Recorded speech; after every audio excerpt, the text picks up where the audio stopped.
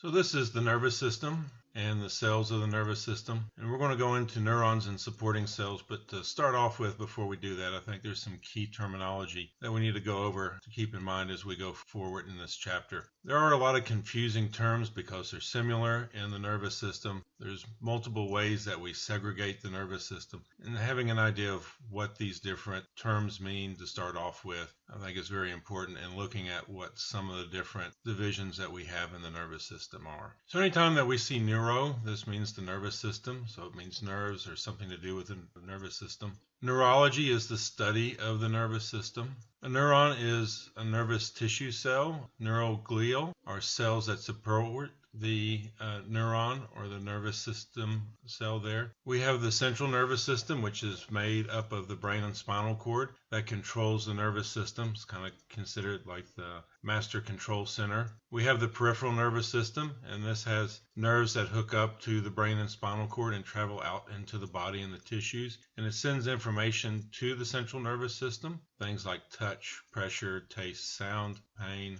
and then takes information from the nervous system out to the body. This is usually going to be affecting an action like moving a muscle or telling a gland to secrete something. When we look at the nervous system, we have sensory nerves that are also known as afferent nerves. These take information to the central nervous system. And we have efferent nerves, which are also known as motor nerves. And so these are the nerves that are going to cause an action that leave the central nervous system and are going to do things like move a muscle or change the diameter of a blood vessel. We have the autonomic nervous system, and this regulates the unconscious side of the body and all the automatic functions that the body has to do. And then we have the sympathetic nervous system. This causes a fight or flight response in order to try to save the animal's life or the organism's life. And then the parasympathetic nervous system, what we call rest and digest response. This is the relaxed mode when the animal's eating, growing, and doing its normal daily activities. So the nervous system is part of the body's communication and control systems, and there's two different systems that are involved with this. There's the nervous system and the endocrine system.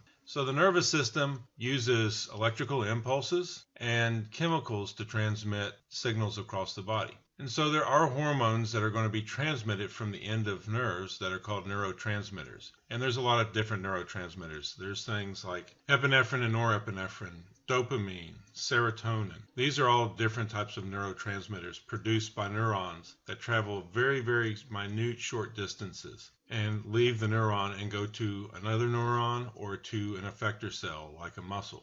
And the system of using really fast electrical impulses going down the neurons, the nervous cells, and releasing these neurotransmitters right at the affected cells makes for a very, very fast, rapid way of communication in the body. The endocrine system uses chemicals too to carry messages, but it uses hormones that are secreted in the bloodstream and into the lymphatic fluids. And these are going to be carried through the body, through blood, and through lymph tissue to have an effect on the cell. And so while they have an effect that would end up having to do with homeostasis in the body, just like the nervous system can, it takes a lot longer for the endocrine system to do something. The nervous system does something in milliseconds. The endocrine system takes minutes. So we're looking at the nervous system as far as anatomy of it. We are dividing it into two main divisions. The central nervous system, which is the brain and spinal cord, the master control center of the body, and the peripheral nervous system. And these are nerves that are going to link from the central nervous system and go out to the rest of the body. These are made up of what we call cranial nerves and spinal nerves. Cranial nerves come off of the cranium. So these are peripheral nerves. They are not part of the nervous system, but they hook directly to the brain and they come out of the cranium. And spinal nerves. These hook up to the central nervous system too, but they hook up to the spine and they exit the areas in between the vertebrae and also go out to the tissues. And so the job of the peripheral nervous system is to take information from the body, send it to the central nervous system, where the central nervous system processes it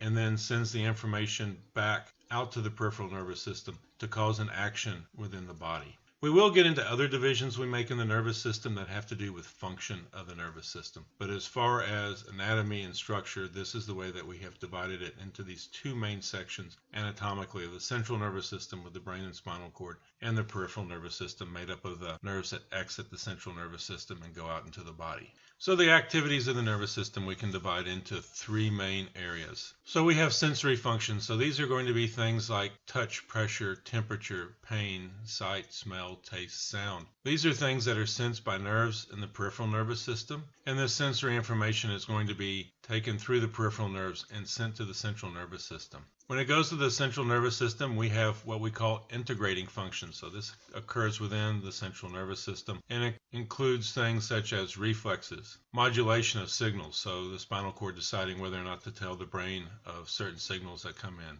thoughts, decisions, actions, and even things like memories are all integrating functions. Lastly, there is motor function. So this is things that the central nervous system decides needs to be done, and this information is once again passed from the central nervous system out to the peripheral nervous system, and we're going to get actions such as moving, so walking, eating, going into things like the autonomic nervous system, where we can get into sympathetic, which is fight or flight if an animal feels like they're being threatened, or rest and digest when there is no threat and the animal's going through its regular daily functions.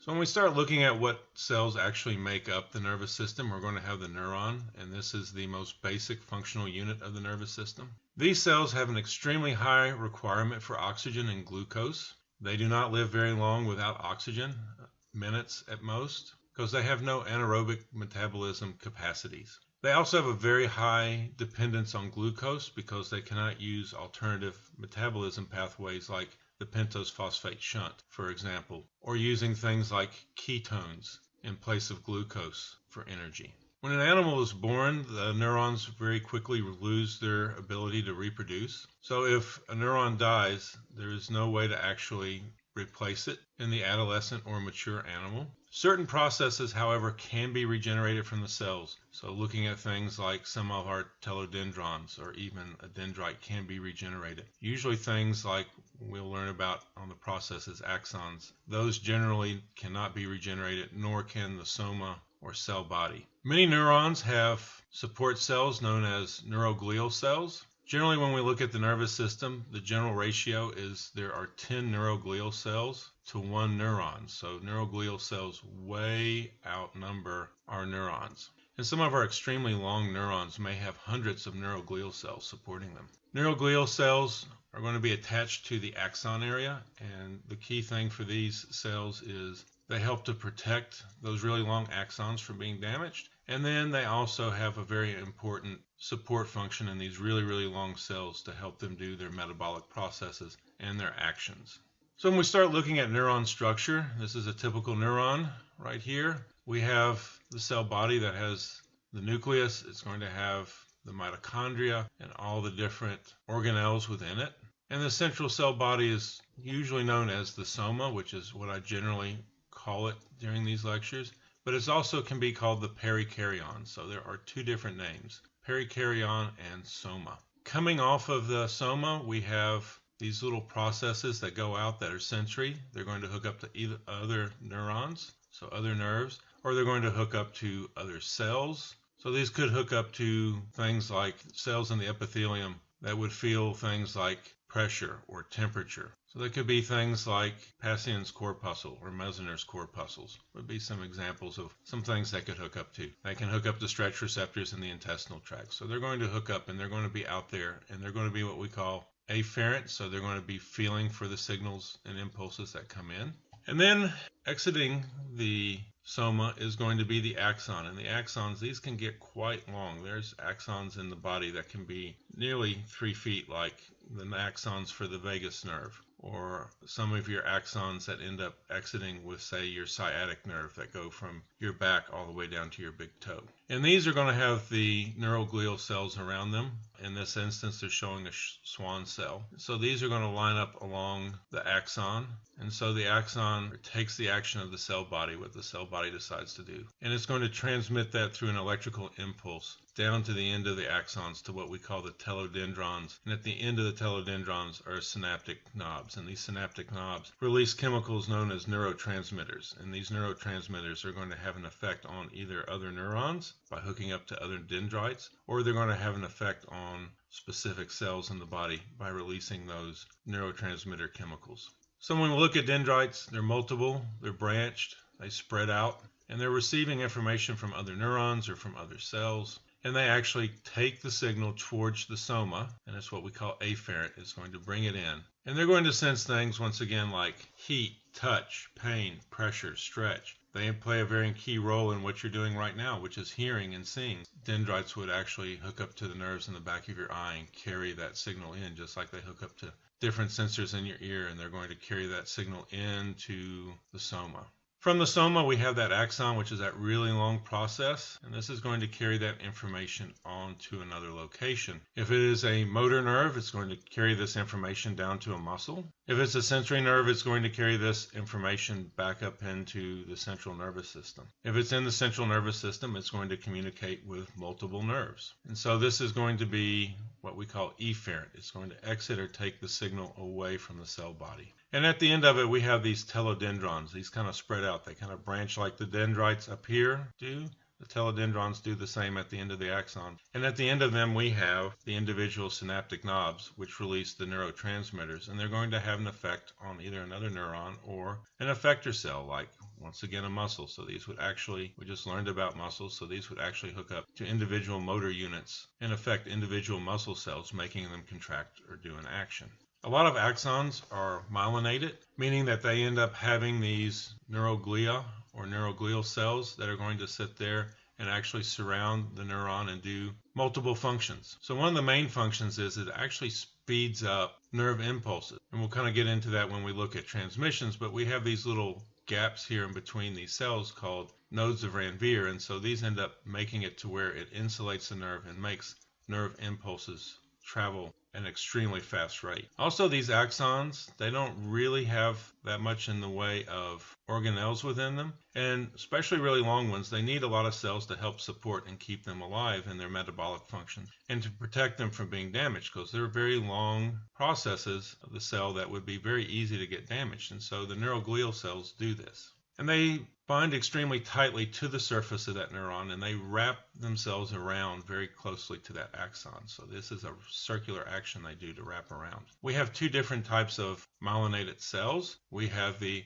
oligodendrocyte cells, and so these are found in the central nervous system, and these actually will hook up and protect multiple axons of multiple nerves. And these cells exist because of their space saving, because one of these oligodendrite cells can hook up to 3, 4, 5, 6 different axons of different neurons. It makes them to where they're much more compact in size, and it keeps the central nervous system much smaller. In the peripheral nervous system, we have individual cells that surround the axon called Schwann cells, and Schwann cells are much larger in size than what we find for the oligodendrocytes. And so they're able to actually afford a degree of protection out in the body due to their larger size than what an oligodendrocyte cell would do. And part of the reason for this is the oligodendrocyte cell does have the spinal cord and the brain to also help protect those neurons in there, whereas the Schwann cells do not have any bones attached or around them to support in those axons,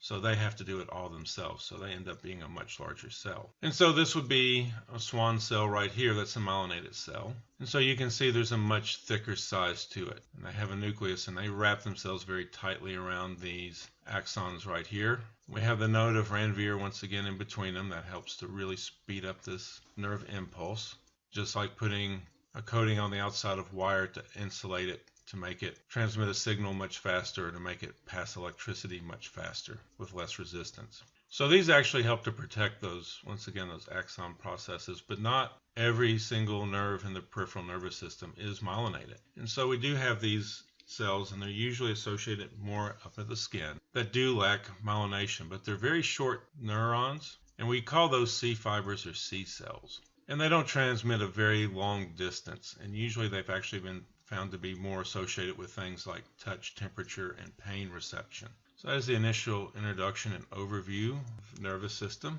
Next, we're going to go into the actual organization of the nervous system.